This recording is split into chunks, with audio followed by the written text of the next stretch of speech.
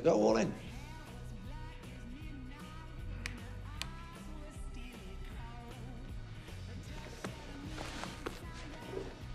Man knows how to live. Tell you what, let's take a walk on the wild side. Let's have everybody go all in. Let her ride.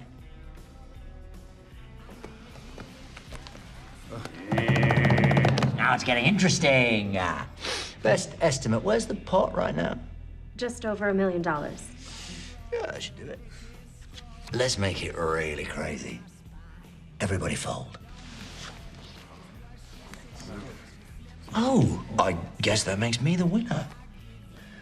And me with a deuce and a 7. Thanks, everybody. David Tennant's here. Hello. David, thanks so much for being here. It's a great pleasure. Thanks very much. Congratulations on Jessica Jones, what I think is going to be one of the beloved television villains of all time. It's a great villain, great character. Sure. Thank you very much. Yeah. He's, well, I mean, you say villain. I think he's rather lovely. But then I've got to think that. What's it like for you to play a villain? I mean, do you find a lot of comedy in getting the chance to play someone who's what evil? you don't do is say, I'm playing a villain, obviously. Because then you've got to try and not judge him ahead of time, you know. Well, the villain everyone never else believes. can judge him, and everyone else can find him repulsive and repellent and disapprove of all his life choices. But that's not how he sees it, obviously. The villain just kind of believes that he's smarter than everybody else and better than, so therefore he never sees himself. He is smarter than everyone else.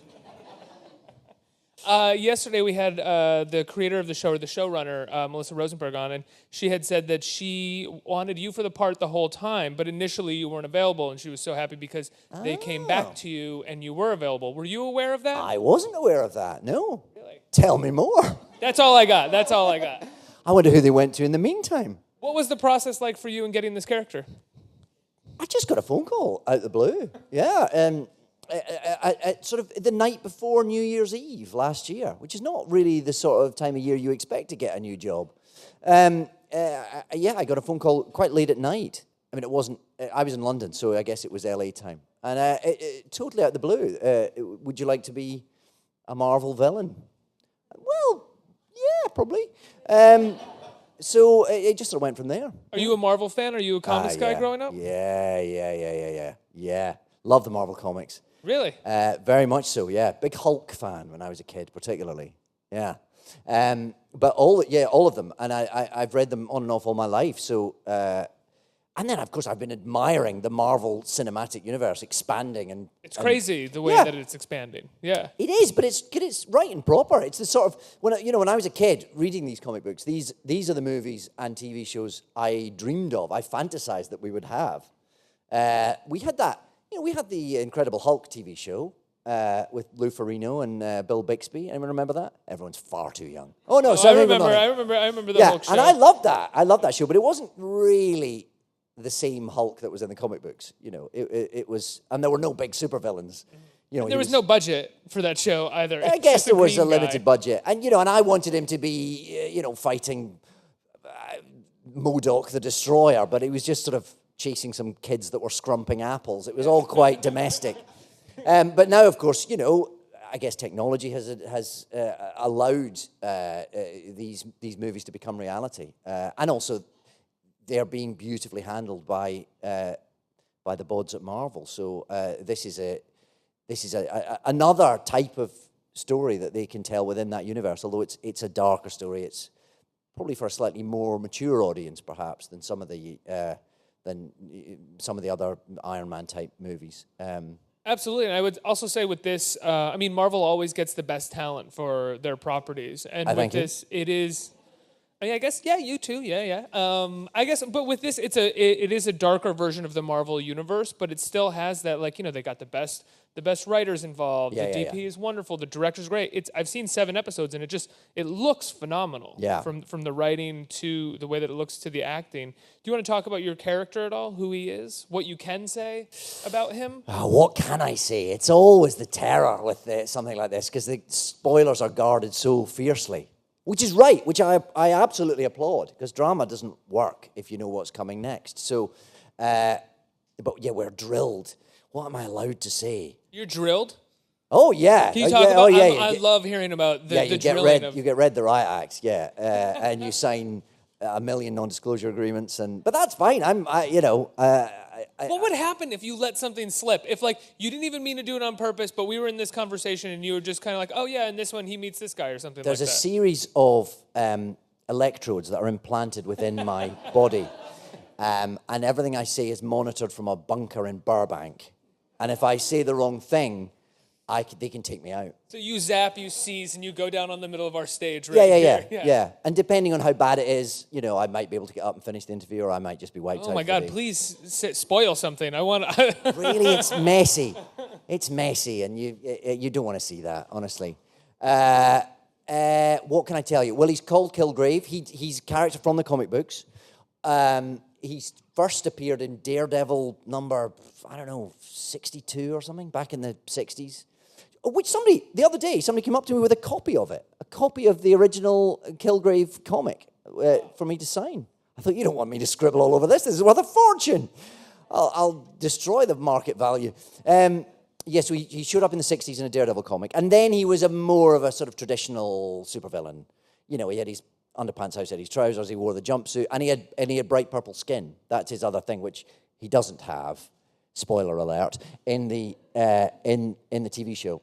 Was that ever something that they flirted with? They're like, David, come on in, we're going to purple you up, see how it looks on camera. By the time I came on board, they'd decided not to do that. I don't know what the thought process was in arriving at that thinking.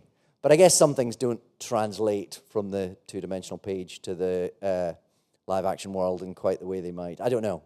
I was quite up for it. I mean, it would have been quite fun to be painted purple. Yeah, I'm kind of curious. As someone who, you talk about growing up with comics, growing up with Doctor Who, you definitely grow up with the sort of fantasy element or the comic book element being the original fantasy comic books where people had purple skin or they wore their clothes. As we reach this point with the comic book universes where we're trying to ground them more and more in reality, where they just sort of have a superpower in a real world, how do you respond to that as a sort of fan of the classics? I think what Marvel managed to do is they've managed to, and I think it's because of the people who are in charge of these companies. Jeff Loeb, who was our executive producer, is a comic book writer, so he gets it. He has a real passion for the world of the comic books. He also understands what makes television work. So I think I think Marvel have proven very good at judging what translates and what doesn't translate, and how you kind of are faithful to that comic book source without being so faithful to it that you end up trying to film something that doesn't work. And I think that sort of sensitivity has worked very well. So I think, I'm quite happy to go with not being painted purple. I think that's probably the best decision. But no, I mean, these are... This wasn't a comic book I knew, I have to say. I thought I knew my Marvel quite well. And I thought, Jessica Jones, is that the woman who's Spider-Woman? No, that's Jessica something else. So I had to go off and find the comic book. It's a fantastic... Oh yeah, the books are great. Fantastic comic book. And it was done for a more mature audience. It was on the Marvel Max imprint, which was not for kids. So there's the odd sweary word, and there's the odd bit of, unmentionables goes on. And that's definitely the show that we now see is definitely inspired by that. Yeah. I love the casting of you and Kristen Ritter, both people who can do drama but are also known for being very funny and being able to throw out a really great dry line, having the cat and mouse game with each other in the show. It's perfect casting for that. Did they ever tell you that that's why that they cast the two of you aside from each other or opposing each other? No, I don't know. I mean, I suppose it all comes back to the writing, doesn't it? So I suppose, especially as the series goes on, I guess the writers are partly being inspired by what they're seeing. So you can imagine maybe that they're slightly writing to the performance to an extent. But no, I mean, the mysteries of casting are sort of not something... You kind of come in after that bit of the process, and you just hope that the people you've got to play opposite are people you can bounce off and people that are as good as Kristen is. So that's a joy. That's something that happens in television a lot, where the writers end up writing to the people that they cast about halfway through the series. You start to notice that the writers tend to pick up on what the actors love doing or really excel at. Did you notice that happening at all about halfway through Jessica Jones? Again, it's always hard to know if it's chicken or egg, Right. So you're not really aware, because the writers work in California and the scripts arrive in New York, and you kind of you're not entirely sure what the back and forth process is there. But so is there a writer or a showrunner on set? Yeah. There's always one of the writing gang on set, and then we'd do table reads down in Brooklyn with a big monitor at the end of the table, which was all the writers in California. So that was the world is getting very small, you see. Do you feel the need to perform for that screen at the end of the table? Oh, totally, yeah. Especially early on, because you're thinking they could still fire me. Yeah, of course you want to. These without the writers, we have nothing to say. So you want to please them, of course. Absolutely. I have to ask you. You played Doctor Who, incredibly, but. Reading up on it, Doctor Who was always your dream to play ever since you were a little kid, right? Yeah. So once you played it, were you kind of like, done? Done. I'll go and work in a garden centre. No, it was. It was a show that I grew up loving, absolutely loving, and being very passionate about. And then, of course, it stopped being on TV. So I didn't really imagine it was ever something that I would be involved with. Then it came back.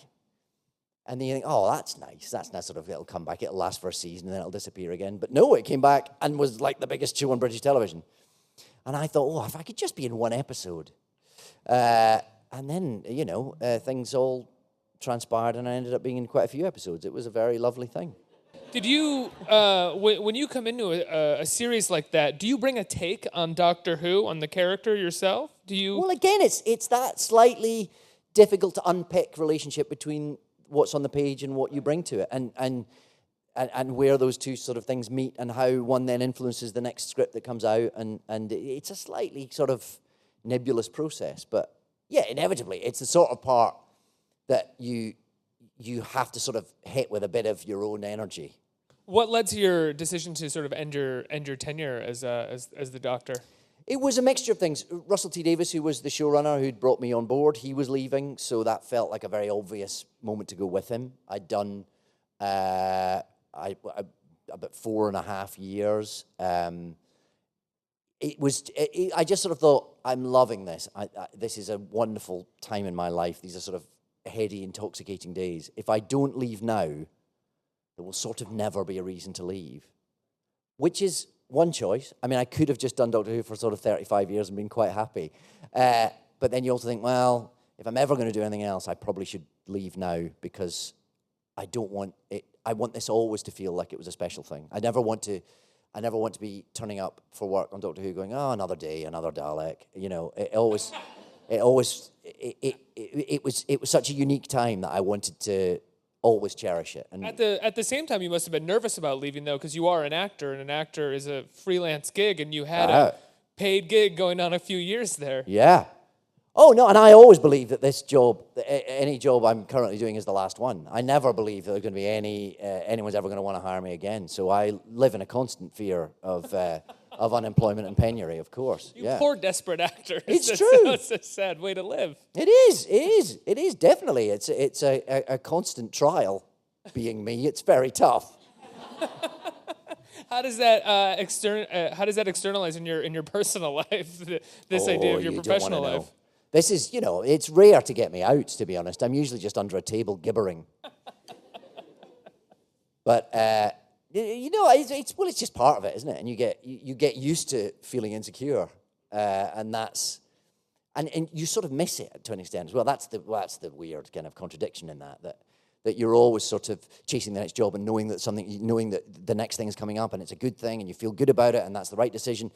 And then you sort of book a few jobs in a row, and then you think, well, I know what I'm doing for a whole year, and you start to feel a little bit trapped by that. It's the freelance lifestyle, I think. Was there an element of Doctor Who where you wanted to leave, as you said, where you were kind of at the top of doing it, you felt really good about it, and you weren't getting you weren't getting tired of doing it or bored with it, but at the same time, you weren't being only known for that? Like, if you had been doing it for 7 or 8 years, it might get to the point where people could only see you as the Doctor at that point. It's always a consideration, definitely. And something like Doctor Who casts a long shadow because it has so much history, because it attracts such a level of enthusiasm.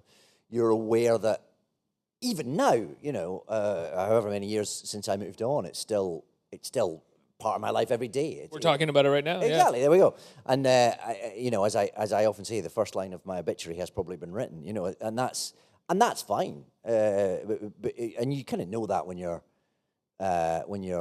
getting into it. So that of course that's a consideration, but it opened many more doors than it closed to me. So what was your first role after leaving Doctor Who that made you feel like, oh, okay, everything's good? It was the right decision to make. I never didn't think it was the right decision to make. Because I think I think you have to just go. I've done this. I've had a fantastic time, and I'm moving on, feeling like I did it. I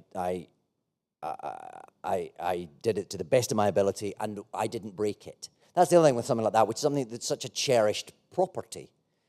You kind of think I'm one of the sort of core team who have to make sure this keeps going. The next generation has to have their Doctor, and we have to be able to pass this on unbroken to the next lot. So there's a certain relief. You kind of go, there you go, don't break it. Oh, okay, it's your responsibility now. I'm out of here.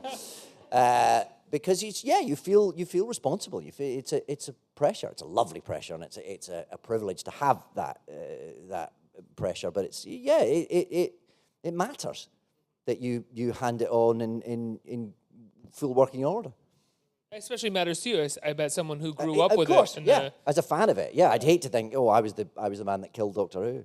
And now you have the show Broadchurch as well, which is an incredible series with Olivia Colman, who such a wonderful actress. I've always loved her work. Isn't she rubbish? Yeah. If you guys don't know who she is, calling her rubbish is like calling Mother Teresa rubbish. Or something. She's just like she's got like the sweetest face possible. She would love that you were comparing her to Mother Teresa. I mean, I don't know if she's like that personally, but she's got a face that's just so sweet, like a sweet mom. And you'd be like, no. rubbish. She'd be like, no, she's evil. She's evil behind those eyes. Who's more evil, Kilgrave or Olivia Colman? Olivia Colman, definitely. Definitely, yeah. Rubbish. Anyone who doesn't know who Olivia Colman is, this doesn't make any sense. Honestly, she's about the nicest human being alive. So you do the show Broadchurch, rave reviews, and then you kind of recreate it in the States with Grace Point. Were you hesitant at all to do that? No, I wasn't, because I just thought that's a mad thing to be asked to do. That's a bit mental. Yeah, so I just thought, well, I'm never going to be asked to do that again. That's such an extraordinary, unique thing. And it's the sort of thing that I don't think will happen again. I think as the world of television becomes more international, a show that's successful in one country, certainly, especially if there isn't a language barrier, then these shows travel now. Downton Abbey, is an international show. And then a show that we make here, this premieres in the UK at exactly the same moment. I think that's the way. I think 60 countries at once or something like that. Yeah. I was told yesterday. That's crazy. Wow. Yikes. Yeah, so I think that's so the idea that one could go to another country and do the same story for a different audience. I think those opportunities will get rarer. So I thought, this is something I've got to try while it lasts. Now, I'm not sure about the timeline, but was Broadchurch, it was following Doctor Who, right? It was, yeah. And was that sort of not your first, but following Doctor Who, a sort of first big entrance into drama, into doing something a little bit heavier? No, I'd done a couple of things, but none that I suppose that hit in the way that Broadchurch did. I mean, it just took off in a way that none of us were really expecting. We knew it was good. We knew that we were proud of it, but you can never tell when something's going to soar in the way that Broadchurch just became this phenomenon. You sort of walk down the street and people going, who did it? Who did it? Tell me who did it. And that's very exciting to be part of something that just takes off like that, especially if you don't see it coming. Well, it's completely different than being a part of something like this, where it's sort of set up to take off. I guess so, yeah. Or something like Doctor Who, which had all these years of history, so you knew you were coming into something that was already bigger than you were. Broadchurch, we made a little whodunit mystery, and we were very pleased with it. But you never know if it's going to connect, and it was fantastic when it does.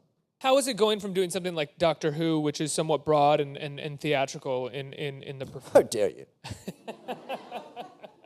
Sorry. To something like Broadchurch, which is, it's not just that it's drama, but it's all about the realism. It's all about the naturalism of the performances. Yeah, well, every job you do has a slightly different. You have to approach it for what it is, and so you don't kind of think, oh, this is sort of turn the overacting dial down. You just interpret each scene as it comes, hopefully. So you're not, I don't think you think about that sort of objectively before you go into it. But obviously, yes, it had some quite harrowing scenes, it had some quite emotional scenes, but then so did Doctor Who. So does this. I mean, as long as if you're treating each character with the dignity of being a proper, fully functioning human being or alien, then everything should sort of mean as much. Yeah. In the moment that you're doing it. Like the way that the audience interprets it as a genre or a piece doesn't necessarily affect how you sort of, approach the performance. Yeah, that's sort of not, that's something you're aware of after the fact rather than when you're in the midst of it, I suppose. Absolutely. I think we have some time for audience Q&A. Does anyone have any questions out here in the audience? We're going to start with a question from an online viewer. Oscar would like to know, what has been your experience so far working in American television compared to British television? Well, Oscar. It's kind of the same deal. It's the same sort of thing. There are differences. The snacks are better over here.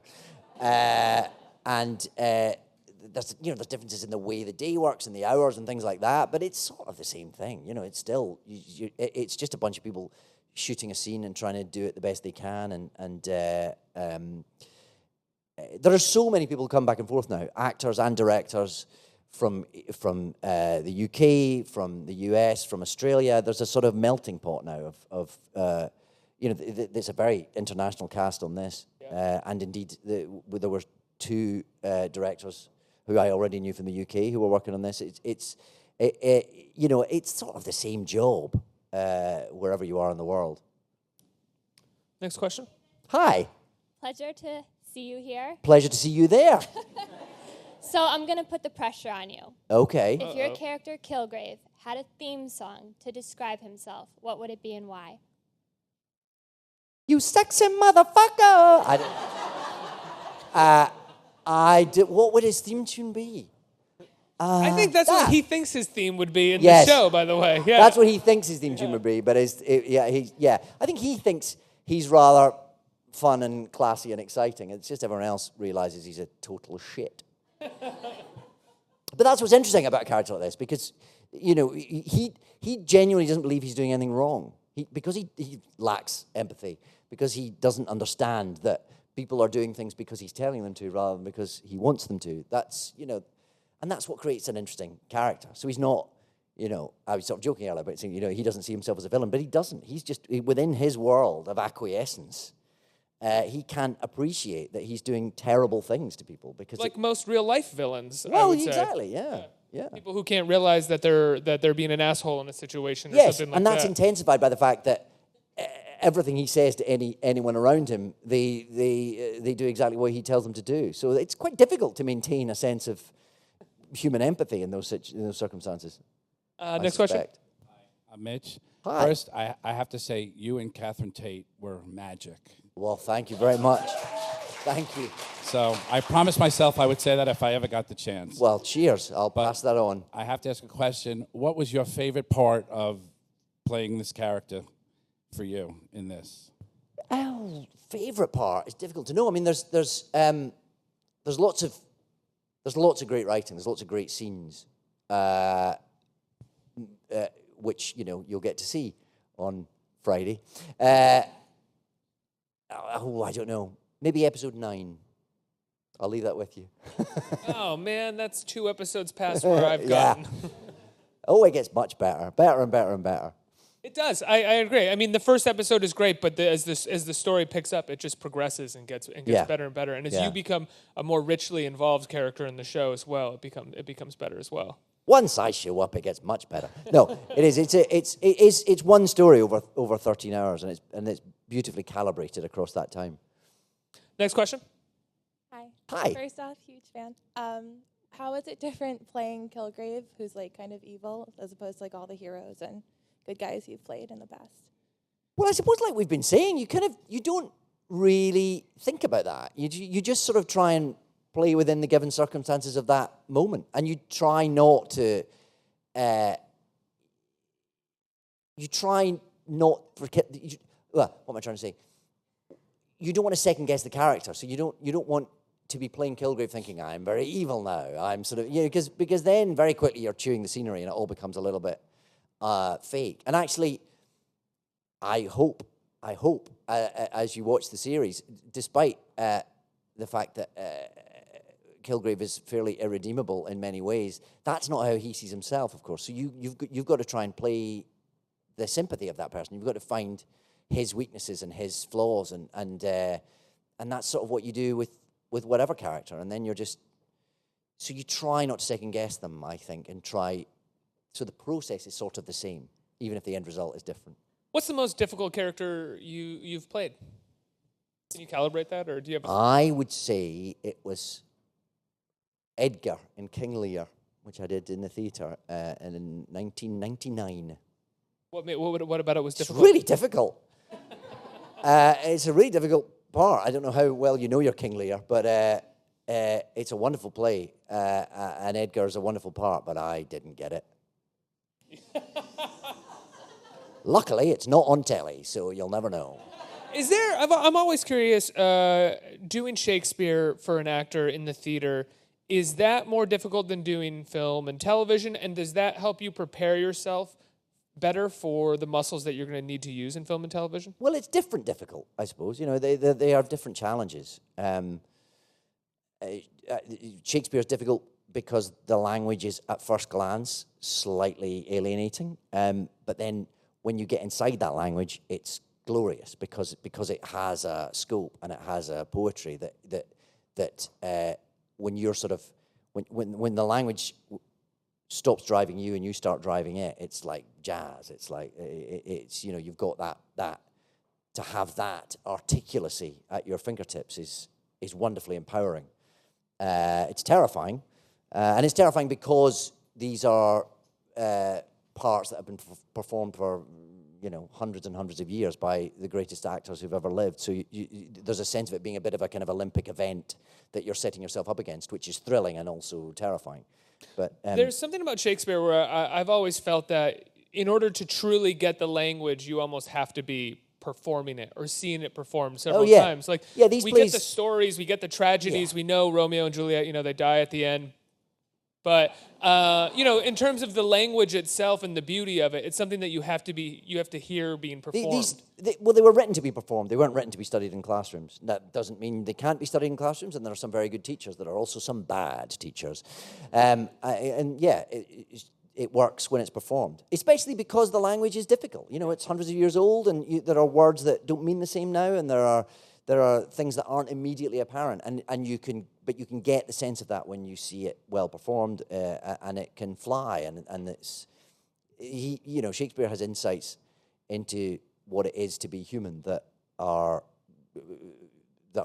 some of the most perceptive ever written, and that's when it works, it's very exciting. Mm-hmm. Next question. So I know you've been answering some pretty deep questions, but I see you are a fan of your sand shoes. So do you get to wear purple Converse during this villain as Kilgrave? No, Kilgrave is very sharply suited at all times.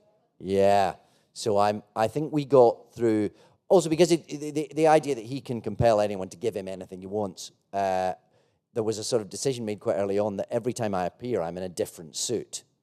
So I think we got every purple suit in Manhattan. And it shows up in this this show. No, I got some fantastic clothes, but they were all quite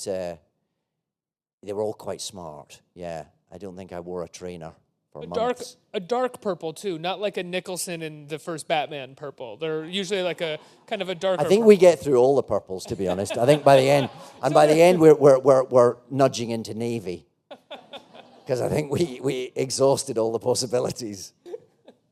I think next question. All right, this will be our last question. Hey, as a young actress, do you get advice to have fun in the room when you're auditioning? Did you just call me a young actress? No, as me. Thank you.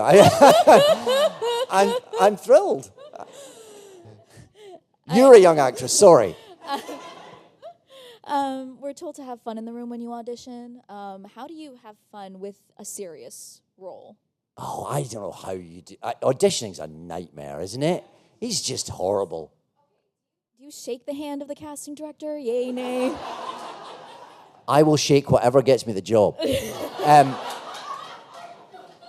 Auditioning's really tough. It's just, there's no sense to it. How can you do your best in that situation? And yeah, I don't know what I don't know. Rubbish. I'm rubbish at giving advice. What? How useful was that? Not at all. What's your worst audition? Can you recall the worst audition you've ever had? Yeah, so many bad auditions. I had an audition. Remember that HBO series Rome? Yeah. I had a terrible audition for that. Terrible. Lasted about 35 seconds. What was so bad about it? I just didn't seem to quite connect. That's all I'll say.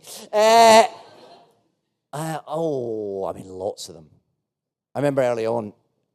It's trying to sit on the urge to scream sometimes as well. Especially like early on, I remember going for a casting for a commercial for coffee. It was for instant coffee. It was fine, I would have done it like a shot. I would have paid my bill for months. I would have been thrilled.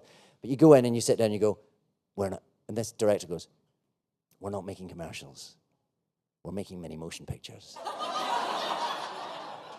It's fucking instant coffee. But of course you sit there and go, yeah. No, I mean, I see that from the script. Great copy, just wonderful. Great copy. Yeah. Here, yeah.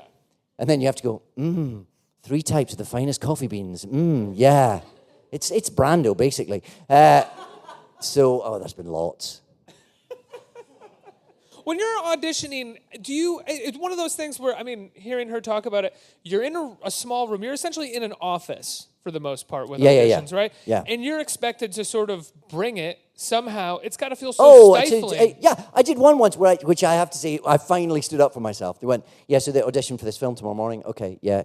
You'll be improvising. Oh, okay, great. And you'll have to be naked throughout. What? Yeah, you'll be naked in the film. So in the audition, they'd like you to be naked. What, for the whole audition? Yeah, and just improvise with, and there'll be an actress there. You just be improvising together. What? We'll be improvising naked together? I drew the line. I didn't go in for that one. Yeah, it's just nonsense, isn't it?